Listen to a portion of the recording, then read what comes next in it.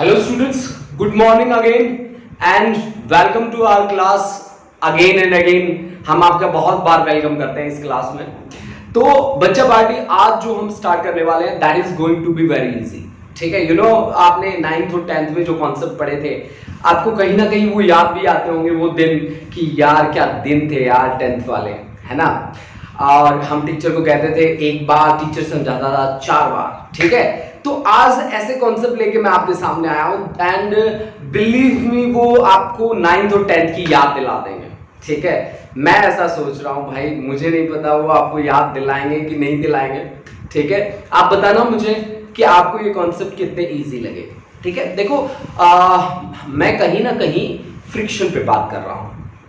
लगातार मेरी बातें जो हो रही है वो फ्रिक्शन पे हो रही हैं। मैंने स्टैटिक फ्रिक्शन और काइनेटिक फ्रिक्शन पे बेसिकली न्यूमेरिकल्स परफॉर्म करे हैं, जिसमें मैंने ये बात सीखी है कि काइनेटिक फ्रिक्शन की वैल्यू जो होती है दैट इज कांस्टेंट और स्टैटिक फ्रिक्शन की वेरिएबल वैल्यू होती है जिसकी मैक्सिमम वैल्यू लिमिटिंग के इक्वल होती है।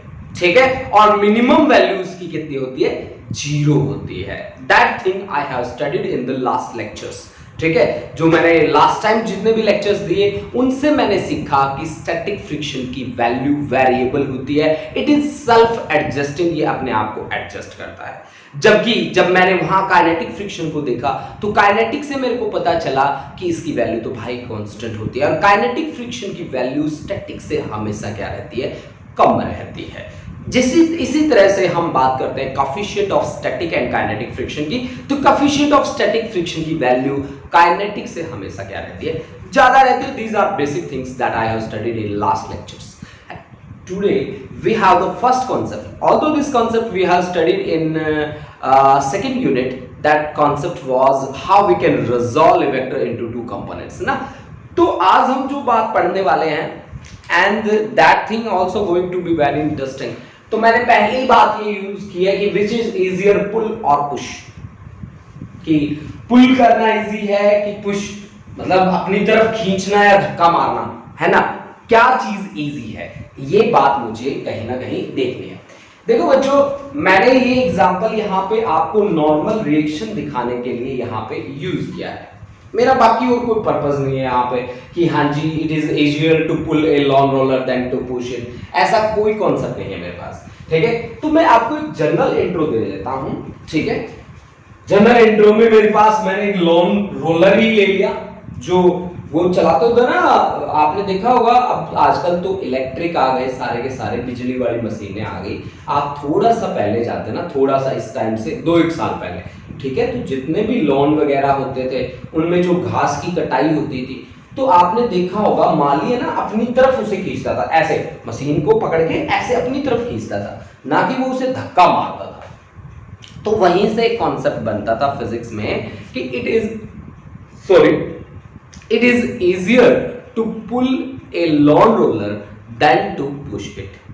ठीक है, तो हमने जो एग्जांपल लिया उसमें हमने क्या किया? स्टार्टिंग में हमने इसको धक्का दिया ऐसे, है ना, ऐसे फोर्स लगाई हमने। This is the direction of force. अब इस फोर्स को, इस F को हम रिजॉल्व करेंगे दो कंपोनेंट में। अगर इसका हॉरिजॉन्टल के साथ एंगल है theta, then this becomes F cos theta और इसका एक कंपोनेंट बन जाता है F sin थीटा। एक बन जाता है उसका F cos थीटा, एक बन जाता है उसका F sin थीटा, है ना। अब देखो इसका वेट भी तो डाउनवर्ड एक्ट करना चाहिए ना। वेट के बारे में तो हमने बहुत सुना है कि weight always acts vertically downward, है ना। तो अब दो फोर्सेस इकट्ठी हो गई भाई, एक वेट और एक F sin थीटा। और नॉर्मल रिएक्शन कहां होता है? हमेशा perpendicular to the contact surface, यानी कि नॉर्मल रिएक्शन यहां पे लगा बैठा है। अब नॉर्मल रिएक्शन को बैलेंस कौन कौन कर रहा है? ये वेट और F sin थीटा, यानी कि यहां पे नॉर्मल रिएक्शन की जो वैल्यू आएगी that comes out to be mg plus क्या? F sin theta. Normal reaction की वैल्यू ये आ गई। अब फोर्स ऑफ फ्रिक्शन कितना होगा? F is equal to mu into n होता है, तो म्यू n की वैल्यू है mg प्लस sin थीटा। आप बताओ मेरे को फोर्स ऑफ फ्रिक्शन ज्यादा हुआ है कि कम हुआ है? भाई देखो पहले वेट था उसका mg, अब mg में भी कुछ ना कुछ ऐड हो गया तो ज्यादा ही हुआ है ऑफ कोर्स। है ना, ज्यादा ही बार नॉर्मल रिएक्शन यहाँ पे बढ़ी है। जबकि अगर मैं इसको अपनी तरफ खींचता, जैसे कि यहाँ पे मैंने एग्जांपल लिया, ये मेरे पास लॉन रोलर, इसको मैं अपनी तरफ खींच रहा हूं, अपनी तरफ खींच रहा हूं, अपनी तरफ खींच रहा हूं मींस ये ऐसे फोर्स लगा रहा हूं। बेटा देखो, रिजॉल्व करने की बात सुनो मेरी, बहुत ध्यान से सुनना ये बात, है ना भाई। रिजॉल्व कैसे करते हैं हम, दो कंपोनेंट में बांटते कैसे।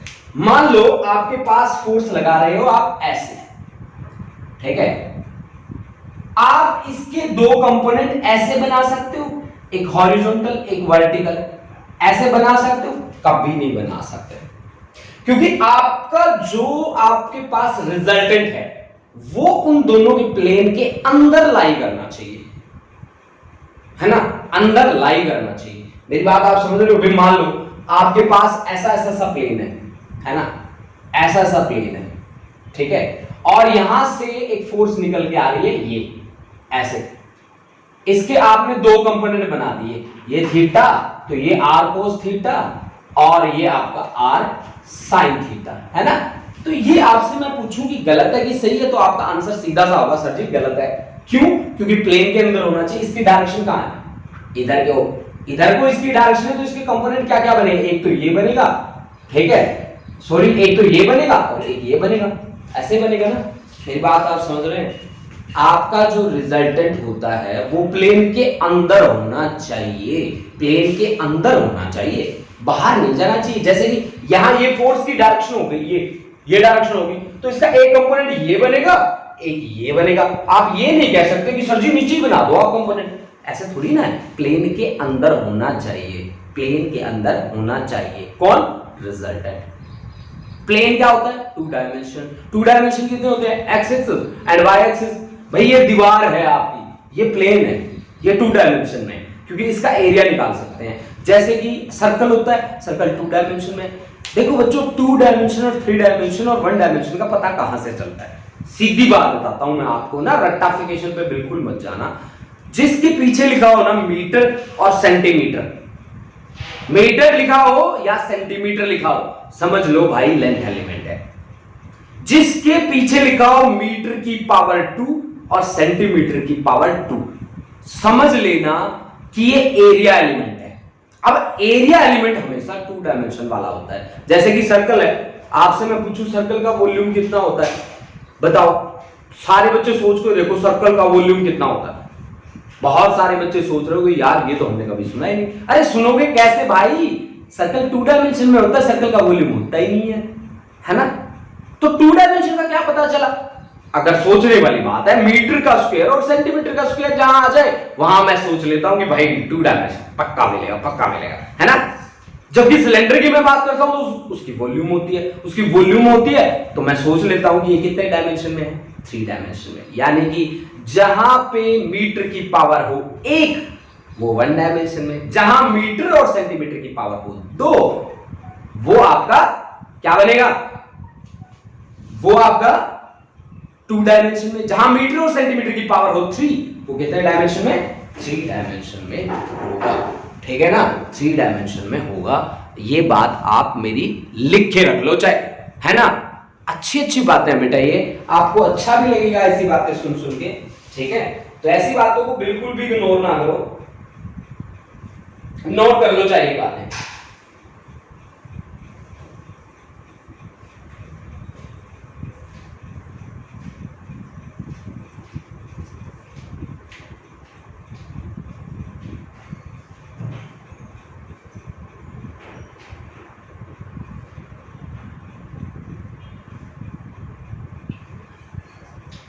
सभी बच्चे जब तक मैं देख रहा हूं तब तक आप लोग नोट करते जाएं बेटा। ये जो बोर्ड पे हमने लिखा है ये सब कुछ आप नोट कर लें, फिर हम आगे बढ़ते हैं।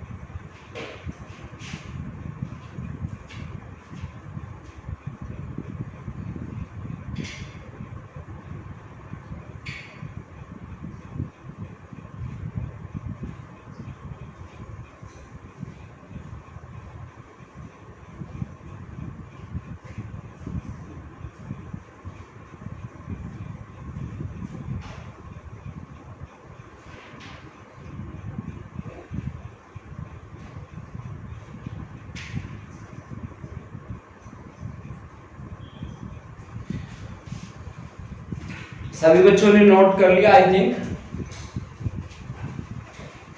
अब देखिए, अब हम नेक्स्ट आर्टिकल लेके आते हैं। हमारे पास कॉन्सेप्ट था विच इज इजियर, पुल और पुश। देखो बच्चों, हमने क्या कहा कि हमने जब अपनी तरफ खींचा तो फोर्स इस डायरेक्शन में लगाई। इस डायरेक्शन में फोर्स लगाते ही मेरे पास दो कंपोनेंट बने, एक बना F cos थीटा और दूसरा ऊपर बना। मैंने ऊपर बनने का रीजन भी लिखा कि मेरा जो रिजल्टेंट जो मैं अप्लाई कर रहा हूं वो उस प्लेन के अंदर होना चाहिए जिस प्लेन को आप ले रहे हो। प्लेन का मतलब जहां आप x वाला कोऑर्डिनेट ले रहे हो और जहां y वाला कोऑर्डिनेट ले रहे हो, ठीक है। एंड वेट ऑलवेज, जैसा कि हम पहले कहते हैं कि weight always act vertically downward, तो वेट यहां पे भी डाउनवर्ड ही एक्ट करेगा। mg always act vertically downward, तो वो बात तो हम मान के चलेंगे, ठीक है। तो अब mg को बैलेंस कौन कर रहा है? सीधी सीधी सी बात, mg को बैलेंस कर रहा है एक नॉर्मल रिएक्शन और एक f sin थीटा, यानी कि n plus f sin theta is equal to mg। Normal reaction क्या है? mg माइनस, जैसे ही माइनस हुआ ना मेरे दिमाग में घंटियां बजी यार कि नॉर्मल रिएक्शन की वैल्यू तो कम हो गई, mg माइनस मतलब वेट से कम हो चुका है, तो अब आपका force of friction that is equal to mu into n। Mu into n, n की वैल्यू क्या है? पहले से कम है, ये देखो, ये mg प्लस था, ये mg माइनस है, तो कम कौन सी फोर्स है? फ्रिक्शन। जितनी कम फ्रिक्शन फोर्स होगी वो चलेगा उतना ही इजीली, है ना, ठीक है। तो it is easier to pull than to push it, ठीक है ना। It is easier to pull than to push it, ठीक है भाई। This is the thing about this concept. Now students, मैंने कहा था कि आज मेरे पास ऐसे आर्टिकल्स हैं जिन आर्टिकल्स को आप देख के कहोगे कि कुछ भी नहीं है, ठीक है। आप कहोगे कि सर जी आज की क्लास आपकी सबसे इजी क्लास थी, और जो बच्चे फ्रेश आए हैं ना उन बच्चों के लिए तोहफा है, ठीक है। अब रक्षाबंधन भी आ रहा है, बहनों के लिए तोहफा मान लो आप, ठीक है। और भाइयों के लिए क्या है भाई? भाइयों के लिए कुछ नहीं होता यार, है ना। मैं भी ये सारे दर्द सहन कर चुका हूं। जब हम दो बहन भाई होते थे ना भाई, कोई रिलेटिव आता था तो जैसे कि मान लो पैसे भी देने होते तो बहन को दे के चले जाते थे, मेरे को कुछ नहीं मिलता था, ठीक है। बल्कि फ्री में ना पानी पकड़ाना पड़ता था, कोल्ड ड्रिंक तो उस टाइम होती नहीं थी, चाय वाय जहाँ चलती थी तो चाय मेरे को ही पकड़ानी पड़ती, मतलब पब्लिक सर्वेंट था मैं, है ना। और बहनों की भाई मौज लगी होती है। आप देखो रक्षाबंधन आ रहा है, बहनों की तो फिर कमाई आ गई, ठीक है। तो बहनों के लिए ही ये डेडिकेट कर रहा हूँ मैं भी ये आर्टिकल, काफी इजी आर्टिकल लेके आया हूँ आप लोगों के लिए, ठीक है। और भाइयों आपको तो भाई क्या बताऊं मैं, ठीक है। चलो हम स्टार्ट करते हैं अपना आर्टिकल बिना टाइम वेस्ट किए हुए। एंगल ऑफ स्लाइडिंग है हमारे पास, this is the most important article, angle of sliding. और एंगल ऑफ फ्रिक्शन के साथ इसकी कनेक्टिविटी भी देखेंगे कि कैसे ये कनेक्ट है एंगल ऑफ फ्रिक्शन के साथ। चलो स्टार्ट करते हैं भाई, angle of sliding. Angle of sliding क्या चीज है? जनरल बातें मैं करूंगा, ठीक है। मैं ज्यादा घुमाता नहीं होता बात को और ज्यादा हैवी भी नहीं बनाता होता कभी भी, ठीक है। क्योंकि हैवी बना के मैंने खुद पढ़ के देखा भाई 11th क्लास में, है ना, कुछ समझ में नहीं आया, कुछ पल्ले नहीं पड़ा। इससे अच्छा रिलैक्स हो जाओ, बिल्कुल रिलैक्स होकर क्लास ज्वाइन करो, मजे लो आप क्लास के, ठीक है। जितना ज्यादा आप एंजॉय करोगे ना क्लास को उतना ही समझ में आएगा। और जितना बर्डन बनाओगे ना भाई, बहुत सारे बच्चे ना लैपटॉप के आगे बैठ के सोच रहे हैं ये कब जाएगा यार, है ना, ये कब हटेगा हमारे सामने से, है ना। ऐसा मत सोचो यार मैं भी लेक्चर प्रिपेयर करके आता हूँ, ठीक है। आप एंजॉय करो, ठीक है। इस चीज को आप देखो, इसके बेसिक कॉन्सेप्ट्स क्लियर करो, रट्टाफिकेशन पे बिल्कुल नहीं जाना आपको। जैसा कि आपने 10th तक आप करते आए हो वैसा आपको बिल्कुल नहीं करना है, ठीक है। आप केवल कॉन्सेप्ट क्लियर करने पे ज्यादा ध्यान देंगे।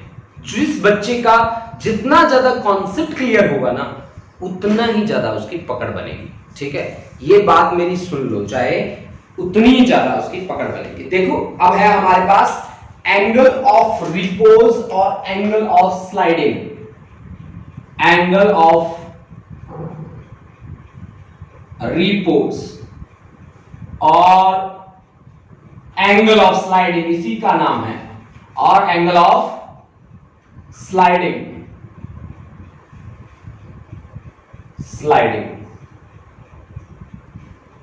Angle of sliding, angle of repose और एंगल ऑफ स्लाइडिंग। ठीक है जी, देखिए अब हम रेड पेन का यूज नहीं करेंगे। ओके, देखो भाई एंगल ऑफ स्लाइडिंग, स्लाइडिंग कहां से होती है? सोचो, आप तो अभी अभी बचपन से निकल के आए हो, ताजा ताजा नए नए हैं, बचपना से निकल के आए हो ना, 10th तक आपने सारी वो कहानियां करी हैं जो बच्चे, छोटे छोटे बच्चे करते होते हैं।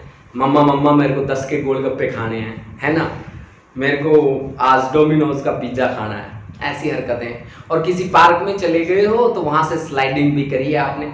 अब आपने जहां पार्क में स्लाइडिंग करी है वहीं से एग्जांपल उठा के लेके आया हूं। ठीक है, देखिए कैसे मैं कॉन्सेप्ट को लेके आया। एंगल ऑफ स्लाइडिंग की बात मैं कर रहा हूं। मेरे पास यहां पे स्लाइड करने के लिए मैंने जगह बनाई है। भाई आप अब भी वो बचपन वाली बातें याद कर सकते हो जहां पे आपने स्लाइडिंग करी है। ये जो आपका वो क्या होता है, वो स्लाइडिंग करने वाली जगह जो होती है वो ऐसे होती है, इंक्लाइन मैनर में होती है। स्विमिंग पूल वगैरह में गए होगे, ऊंची ऊंची जगह पे स्लाइड किया होगा आपने। ठीक है, तो late us consider that angle is alpha. ठीक है ना भाई, अब ये अल्फा है ना, यही एंगल ऑफ स्लाइडिंग है। समझ रहे हैं आप? Alpha is nothing but equal to angle of inclination. इसको इंक्लाइंड बोलते हैं, इंक्लाइन है भाई, हॉरिजॉन्टल से इंक्लाइंड है।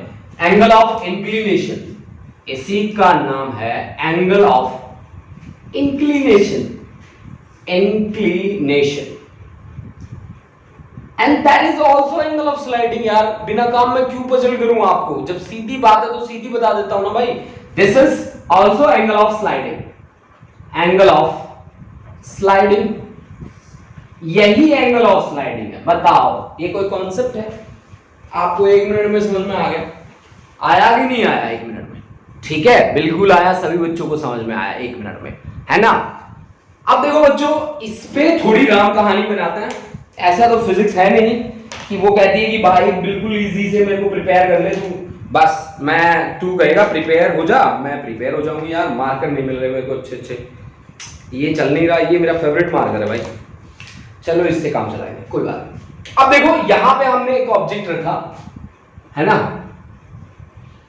यहां पे मैंने एक ऑब्जेक्ट रखा, इस ऑब्जेक्ट का मास है m। अब मैं अपने टेंटम्स दिखाने वाला हूं भाई।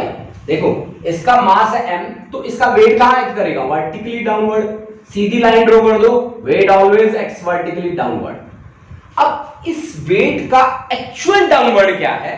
That is, this is the actual downward, this is actual downward. अब एक्चुअल जो इसका है डाउनवर्ड और वर्टिकल डाउनवर्ड है, उनके बीच एंगल कितना होगा? हमेशा याद रखना, इस एंगल के बराबर होगा। ये एंगल कितना है आपके पास? ये एंगल है alpha. So we say that angle is also alpha. अब जिसके पास होता है भाई एंगल, उसको क्या मिलता है? उसको मिलता है cos component, mg cos alpha. अब हमने कहा कि mg क्या है? रिजल्टेंट है, वो उन दोनों के प्लेन में होना चाहिए, तो एक कंपोनेंट कहां जाएगा? एक कंपोनेंट यहां जाएगा, that is mg sin alpha, that is mg sin alpha. Okay guys, and normal reaction कहां पे होगा भाई? Normal reaction always acts perpendicular to the contact surface. Contact surface का परपेंडिकुलर होगा तो then this is the direction of normal reaction, this is the direction of normal reaction. अब आप बताओ मेरे को कि स्लाइड कर रहा है, ये स्लाइड कर रहा है, नीचे की तरफ आ रहा है, तो फ्रिक्शन कहां होगा? ऊपर की तरफ होगा। This is the direction of friction, है ना। फ्रिक्शन को मान लिया कैपिटल F। अब आप इस फिगर में ध्यान से देखो, अगर वो जस्ट अभी स्लाइड होना शुरू हुआ ही है तो क्या होगा? F is equal to mg sine alpha होगा, बैलेंस करेगा ये, तभी तो वो स्लाइड नहीं होगा, जस्ट अभी स्टार्ट हुआ है भाई, है ना। मैं नियरली इक्वल मान लेता हूं, F is equal to mg sine alpha. और फिगर में ध्यान से देखो, n को कौन बैलेंस कर रहा है? नॉर्मल रिएक्शन को कौन बैलेंस कर रहा है? देख लो ध्यान से, n is equal to mg cos alpha से, दैट इज इक्वेशन नंबर 2। अब भाई मैंने फ्रिक्शन वाले चैप्टर को स्टार्ट किया था ना, तब से पढ़ता आ रहा हूं, कि force of friction divide by normal reaction that is nothing but coefficient of friction, है ना। तो यानी कि F by N must be equal to mu, mu is coefficient of friction. देखो भाई, coefficient of friction, force of friction divide by normal reaction is nothing but equal to force of coefficient of friction, sorry. तो यानी कि यहां से F by N that is equal to F by N, F क्या है यार, F है mg sin alpha divide by mg cos alpha sin alpha upon cos alpha that is tan alpha. F by N किसके बराबर है भाई, mu के बराबर है। Then mu coefficient of friction becomes tangent of angle of sliding. अब mu तो tan theta के बराबर भी होता है, तो म्यू आल्सो लिख दो भाई यहां पे सारी राम कहानी जो आप जानते हो, mu is equal to tangent theta. Theta क्या है भाई, एंगल ऑफ फ्रिक्शन। थीटा क्या है, angle of friction, angle of friction. अब देखो, मान लो हम दो भाई हैं और मेरा एक और भाई है, तो ऑटोमेटिकली मेरे भाई का तो भाई हुआ ना भाई, है ना। अब म्यू इसके बराबर है, tan अल्फा के बराबर है, alpha is the angle of sliding, और म्यू tan थीटा के भी बराबर है, तो theta is angle of friction, है ना। तो फिर क्या हुआ, दोस्त का दोस्त हमारा भी दोस्त। अच्छा ठीक है भाई, दोस्त का दोस्त हमारा दोस्त, तो फिर tangent alpha is equal to क्या आया भाई, tangent alpha is equal to tangent theta, यानी alpha is equal to theta. अब ये अल्फा थीटा क्या है यार, अल्फा है एंगल ऑफ स्लाइडिंग और थीटा क्या है, एंगल ऑफ फ्रिक्शन है भाई। Note it down, this is the most important thing. और इसी के बारे में बातें कर रहा था, मैं कह रहा था ना बड़ा इजी होगा, बड़ा इजी होगा, वो यही है जो बड़ा इजी है। ठीक है, आप देखते जाइए, बहुत इजी होने वाला है। ठीक है, बिलीव मी, ठीक है, this is going to be very easy students, है ना। मैं तो यही कहता हूं कि इजी है, अब आप देख लो, आप समझ लो, आपको कैसा लगा, इजी लगा कि डिफिकल्ट लगा। ठीक है, आज मैं पूछ नहीं पाऊंगा भाई, कमेंट सेक्शन में नहीं जा पाऊंगा, सॉरी स्टूडेंट्स। ठीक है, आज के लिए माफ करना, थोड़ा बोरिंग रहेगा मेरा लेक्चर। ठीक है, तो अब देखो, हाँ, आप नोट कर लो भाई, नोट करने के लिए वक्त दे रहा हूं, टाइम दे रहा हूं आपको। ठीक है, बिना टेंशन लिए नोट करते जाना साथ साथ फटाफट से। ठीक है, अब देखो क्या आगे की क्या नाम कहानी है। आज का हमारा टारगेट मैंने लिख रखा है वैसे, एंगल ऑफ स्लाइडिंग, जिसको मैं पढ़ चुका हूं, acceleration of a body down a rough inclined plane, that I have to study, है ना, that I have to study. Before that you can take a screenshot और नोट कर लीजिए, स्क्रीनशॉट ना ले रहे हो तो। ठीक है, बहुत सारे बच्चे लैपटॉप पे बैठे हैं, स्क्रीनशॉट कैसे ले, है ना, प्रॉब्लम है।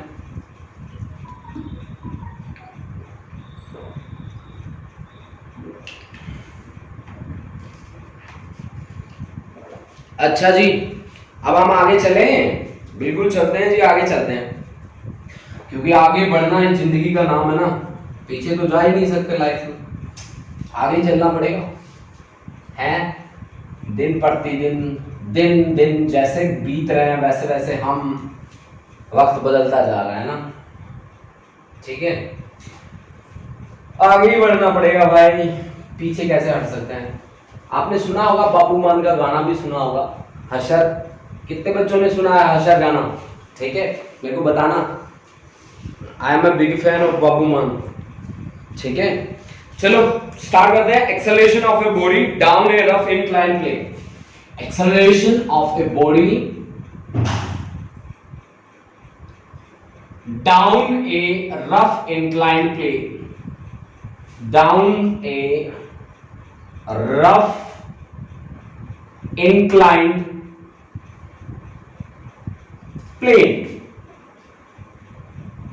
देखो जी, फिजिक्स पढ़ने का सबसे अच्छा तरीका क्या होता है, सबसे अच्छा तरीका होता है कि जो जो डेरिवेशन आपके सामने आती हैं आप उनको टिप्स पे ले आइए। ऐसा पता है क्या, मैथमेटिकल जितना भी आपके सामने आए ना, आप उसको लिख के देखिए, जो थियोरेटिकल पोर्शन आपके सामने आता है केवल आप उसको रीड कीजिए, उसको लिखिए मत। वहां पे लिखा होगा कि let us consider a plane, उसका क्या रट्टे मारोगे भाई, कंसीडर कर लो ना सीधे से, हैं? उसको भी लिखना शुरू कर दोगे क्या, let us consider a plane? उसको नहीं लिखना आपको। आपको क्या लिखना है, जैसे कि मैं आपको नोट्स बनवाता होता हूं ना बेटा, वही चीजें आपको लिखनी होती हैं। चीजें इतनी लिखो कि आपको उनके बेसिक्स पता चल जाए। देखो जितना भी पढ़ाई जो होती है ना वो अपनी लैंग्वेज में होती है ना। जैसे कि आप पंजाबी हो, पंजाबी यहाँ पे बोली जाती है, तो आपकी लैंग्वेज जो है, आपकी कॉन्सेप्ट उसमें बहुत अच्छा प्रिपेयर होता है इन कंपैरिजन की हम इंग्लिश में बैठकर रट्टे मारे। ठीक है, let us consider an plane inclined at an angle alpha and as we know alpha is equal to theta, ऐसा नहीं होता कभी। ठीक है, आपको आप फिजिक्स के कॉन्सेप्ट पे पकड़ बनानी है कि इसका कॉन्सेप्ट क्या है, इसका लॉजिक क्या है, वो लॉजिकल बात आपको सोचनी है। अब वो लॉजिकल बात कब निकलेगी, जब आप नोट्स बनाओगे। अब नोट्स कैसे बनाओगे, पूरी रॉन्ग कहानी नहीं लिखोगे, उसमें सिलेक्टेड चीजें लिखोगे। ठीक है, हाँ उसमें से थ्योरेटिकल भी कुछ लिख सकते हो आप, कुछ तो हल्का फुल्का पार्ट ले सकते हो, बट पूरी राम कहानी नहीं बनानी आपको कि भाई हाँ पूरी राम कहानी बना दो, है ना। ऐसा बिल्कुल मत करो। ठीक है, acceleration of a body down a rough inclined plane. देखो भाई कैसे करना है काम, देखो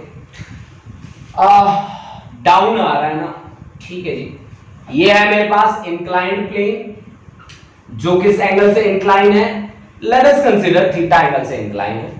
theta be the angle of sliding, angle of sliding is equal to angle of friction. Okay, अब now we take an object whose mass is m। ये देखो भाई इसका मास है m, एंड मास होता है ना, मेरे को मास वर्ड बोलते ही मेरे को एक बात याद आ जाती है कि weight always acts vertically downward. मेरे को याद आ जाती है, मैंने रट्टे मार रखे इस बात की, तुम भी मार लो, अच्छा रहेगा। ठीक है, तो weight always acts vertically downward, this is the direction of weight, this is mg। Okay, mg। अब mg के दो कंपोनेंट बना दो, ये आपके पास ये एंगल अगर थीटा है तो ये भी 100% श्योर है थीटा ही होगा, ये फिर आपका mg cos थीटा, और ये आपके पास mg sin थीटा, है ना। और normal reaction always acts perpendicular to the contact surface, this is the direction of normal reaction. Okay guys, okay. And मैं फोर्स कहां पे लगा रहा हूं, नीचे लेके आ रहा हूं, तो मेरी रिजल्टेंट फोर्स कहां पे लगेगी, रिजल्टेंट फोर्स मेरी लगेगी नीचे की तरफ, नीचे लेके आ रहा हूं। मोशन के अपोजिट डायरेक्शन में कौन होता है, फ्रिक्शन होता है, then this must be the direction of force of friction, this is force of friction, force of friction. अब देखो इस कॉन्सेप्ट को ज्यादा कॉम्प्लिकेटेड नहीं बनाने का, बिल्कुल इजी सा लिखने का। कैसे लिखोगे, आप नीचे जा रहे हो, नीचे जा रहे हो तो बड़ी फोर्स कौन सी है, ये वाली, किससे बड़ी है, इस F से बड़ी है, तो रिजल्टेंट कैसे निकालोगे, mg sin theta minus capital F, that is force of friction. इन दोनों का रिजल्टेंट फोर्स कितना है, आपने कहा F है, that is equal to F। अब फोर्स इज इक्वल टू क्या होता है भाई, मास इनटू एक्सेलरेशन, एंड ये F क्या होगा, ये F होगा mu into normal reaction, mu into normal reaction. अब नॉर्मल रिएक्शन को ढूंढ के लाओ, किसके बराबर है, नॉर्मल रिएक्शन की लाइन में कौन है, mg cos थीटा। लिख दो सीधा सा कि mg sin theta minus mu into mg cos theta, that is equal to mass into acceleration. अब मास तो यहां पे भी है, यहां पे भी है, और यहां पे भी है, मास यहां से कॉमन आ जाता और उससे कैंसिल हो जाता। मुझे क्या निकालना था, acceleration a is equal to g common आ गया, sin theta minus mu cos theta, that is nothing but equal to acceleration. ये आपके पास क्या आ गया, acceleration, this is the final answer. देखो बच्चों ये चीजें आपको कहां पे हेल्प करती हैं, सबसे बड़ी बात है ये आपको न्यूमेरिकली बड़ा हेल्प करते हैं। ठीक है ना, आप ऐसा नहीं है कि आपको ये भाई हाँ आपको ये इसकी डेरिवेशंस मिलेंगी, हाँ जी इसकी डेरिवेशन सॉल्व करो, और आप डेरिवेशन सॉल्व करने में लग गए, ऐसा कहीं नहीं होगा, है ना। आपको ये मिलेंगे न्यूमेरिकल्स में। भाई आपको थीटा दे दिया जाएगा, म्यू दे दिया जाएगा और कोएफिशिएंट निकालिए, जैसे कि मैं आपको दे रहा हूं कि यहां पे थीटा जो है आपका मान लीजिए यार 45 मान लो, 45 डिग्री इंक्लाइन है। कोएफिशिएंट ऑफ फ्रिक्शन आपको सीधा ही दिया है यहां पे 0.2, तो आप एक्सेलरेशन बता दीजिए। Take the value of g as equivalent to 10, g की वैल्यू ले लो 10 मीटर पर सेकंड स्क्वायर। तो एक्सेलरेशन बताइए कि ऐसे ऑब्जेक्ट का जो खुद में खुद स्लाइड कर रहा है डाउन एंड इंक्लाइन प्लेन है। तो a is equal to g की वैल्यू ली आपने 10, sin थीटा की value sin 45 degree minus mu की वैल्यू 0.2 cos 45 डिग्री। ठीक है भाई, सॉल्व कर लो। तो 10 और sin 45 1/√2 माइनस 0.2 इंटू 1/√2 है ना। तो 10/√2 और 1 माइनस, तो ये आ गया 0.8 यानी कि 8/10, 10 से 10 गया। और इसको कैसे लिख सकते हैं, 4 2 जा 4 इंटू √2 डिवाइड बाय √2 से √2 कट गया, 4√2 एक्सेलरेशन की यूनिट होती है मीटर पर सेकंड स्क्वायर। ऐसे आप एक्सेलरेशन निकाल सकते हो। This is the use of this relation. कहीं आप सोचो कि हाँ इसका कोई यूज नहीं है, ऐसे बना दिया बेवकूफों की तरह, ना ना ऐसे थोड़ी ना होता बेटा। ठीक है, कॉन्सेप्ट बना है न्यूमेरिकल के लिए। ठीक है, अब आपको इसके न्यूमेरिकल के साथ डील करना है ना। तो मैंने आपको न्यूमेरिकल बना के दिखा दिया, जहां पे मैंने थीटा या एंगल ऑफ स्लाइड मैंने ले लिया था 45 डिग्री, म्यू मैंने ले लिया 0.2 और जी मैंने वैसे 9.8 होता है on the surface of earth, मैंने ले लिया उसकी वैल्यू कितना, मैंने उसकी वैल्यू ले ली 10। ओके ओके, अच्छा अब देखो मेरी बात सुनो, ये कॉन्सेप्ट आपने नोट भी कर लिया होगा शायद मेरे साथ साथ। अगर नोट नहीं कर लिया तो स्क्रीनशॉट ले लो। अब मैं आपको जो काम कराने वाला हूं ना, बिलीव मी बहुत इजी होने वाला है। ठीक है, अब वो वर्क बहुत इजी है, बट उसके पीछे का फंडा क्या है, दैट फंडा you have to find out, है ना। वो फंडा आपको निकालना है कि इसमें क्या कहा गया और कैसे कहा गया और क्यों कहा गया, ये बातों के आंसर्स हमें ढूंढने हैं। ठीक है, okay, then we should start the article. That article is next, work done in moving a body over rough incline plane. अच्छा भाई, रफ और स्मूथ का क्या फर्क होता है?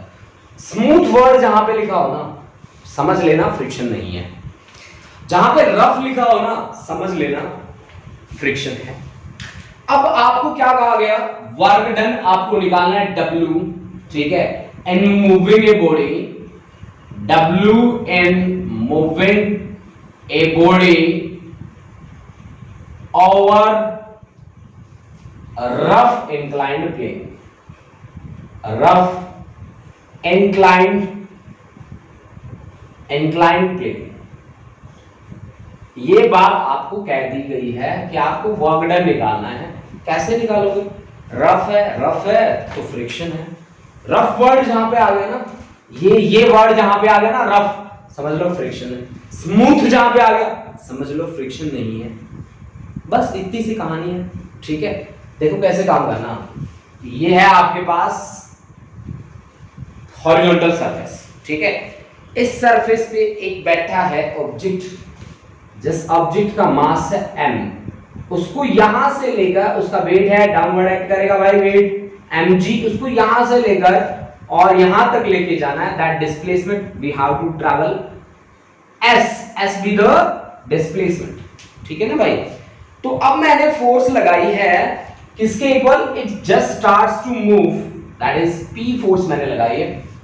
just starts to move, then it should be equal to limiting friction F. This is the limiting friction. This is applied force guys, applied force, and this is force of limiting friction by force of limiting friction. Mu मान लो यहां इस surface का coefficient of friction, coefficient of friction. देखो बच्चों, मैंने आपको कहा था ना कि अब यहाँ पे मैं स्टैटिक या काइनेटिक वर्ड यूज नहीं कर रहा, मैं जनरल बातें कर रहा हूं, तो मैं जनरल ही कॉन्सेप्ट लेके आ रहा हूं। ठीक है बेटा, तो अब आप देखो मेरे को क्या निकालना है, मेरे को निकालना है वर्क डन। वर्क डन क्या होता है भाई, फोर्स इनटू डिस्प्लेसमेंट। फोर्स कितना है P, डिस्प्लेसमेंट कितना है S, है ना। P। अब P किसके बराबर है? P तो F के बराबर है, तो F into S। अब F फोर्स ऑफ फ्रिक्शन क्या होता है? Mu into normal reaction, mu into normal reaction into S। अब नॉर्मल रिएक्शन कहां होती है? Perpendicular to the contact surface, तो n किसके बराबर है? mg के बराबर है, तो mu mg into displacement that is work done on rough horizontal surface. Incline लिखा है ना यार, रफ हॉरिजॉन्टल है भाई, इंक्लाइन नहीं है। इंक्लाइन का मतलब होता है किसी एंगल से। Rough horizontal plane, horizontal surface लिखो, हॉरिजॉन्टल, हॉरिजॉन्टल सरफेस, सरफेस। भाई थोड़ा स्टेटमेंट में चेंज कर लेना, हॉरिजॉन्टल है यार, इंक्लाइन नहीं है ये, ठीक है, सॉरी फॉर दैट, ठीक है। तो this is the work done. सीधा सीधा चलेंगे हम प्लेन के ऊपर, तो हमारा वर्क डन कुछ ऐसा आएगा। तो भाई बच्चों मुझे ये बात बताइए कि आज की क्लास इजी थी कि डिफिकल्ट थी? अगर डिफिकल्ट थी तो कमेंट बॉक्स में, अब मैं जा रहा हूँ कमेंट बॉक्स में, ठीक है। आप ऐसा मत सोचो कि सर आज जाएंगे नहीं कमेंट बॉक्स में, अब जा रहा हूँ। अब आज की क्लास बता दो कि कैसी थी, इजी थी कि डिफिकल्ट थी, कैसे लिखी, 9वीं 10वीं वाली लगी? बताना भाई सच में, है ना। इजी था, आई थिंक इजी था, ठीक है।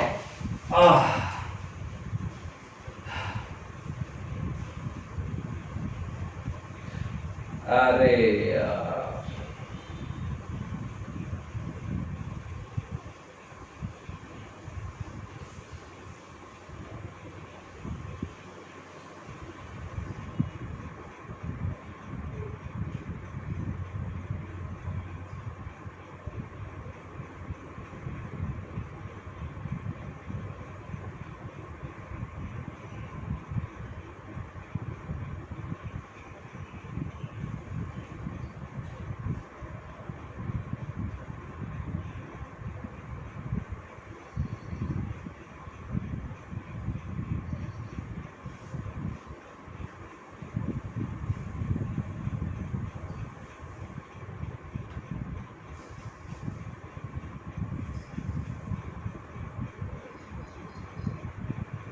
अच्छा, बच्चों के बहुत अच्छे अच्छे कमेंट्स आए भाई।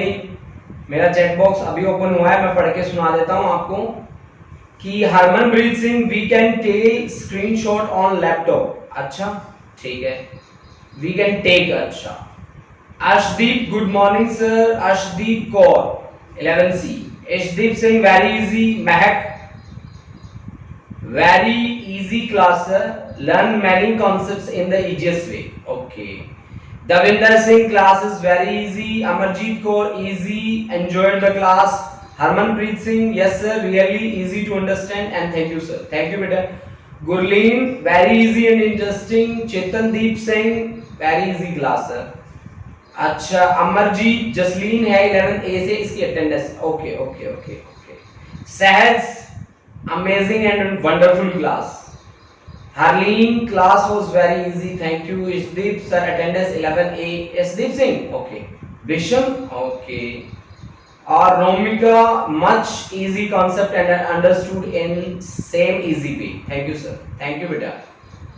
मनप्रीत कौर, अमरवीर, सलोनी सलारिया, सुप्रीना, पारबलीन कौर, वंशिका, निधि, बेशम विषम की हर रोज यही बात आती है ना, extraordinary, mind blowing, outstanding, very good विषम।